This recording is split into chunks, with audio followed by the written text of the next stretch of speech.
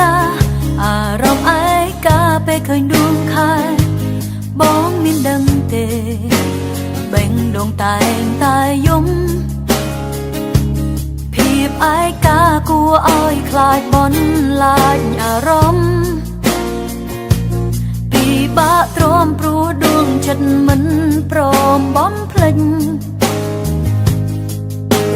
វេលាថ្មនេះឮចាំរៀងនេះសូមបងដឹងផងមានមនុស្សនឹកបងទោះបីបងព្យាយាមភ្លេចមានរឿងជាច្រើនមិនចង់ចាំក៏ចាំជានិច្ចនៅតែរស់ក្នុងស្រមោលអតីតទោះដឹងការពិនមិនអាចបកក្រោយ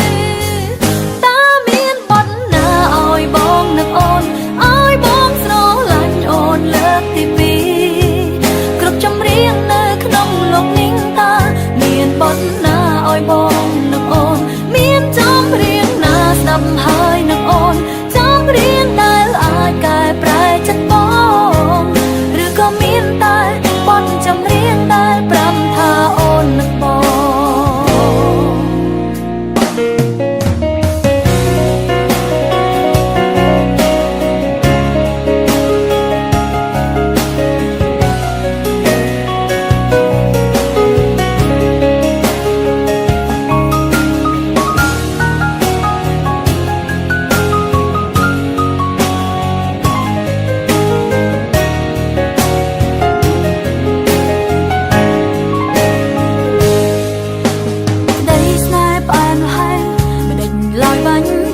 ដោយទឹកនេត្រា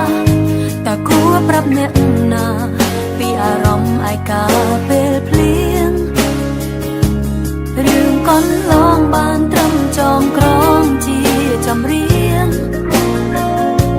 ព្រោះបងចូលចិត្តស្ដាប់ចម្រៀងទើបអូនខំជាងក្រែងបងបានលឺ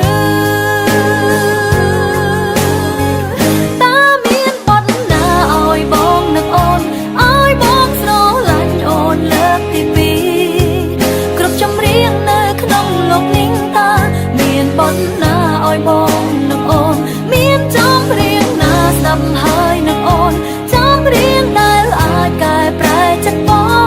ងឬក៏មានតែបទចម្រៀងដែលប្រាប់ថាអូននឹកបងតើមានបទណាឲ្យបងនឹកអូនឲ្យបងស្រឡាញ់អូនលើកទីពីរគ្រប់ចម្រៀងនៅក្នុងលោកនេះតើមានបទណាឲ្យបងនឹកអូនមានចម្រៀងណាស្ដាប់ហើយ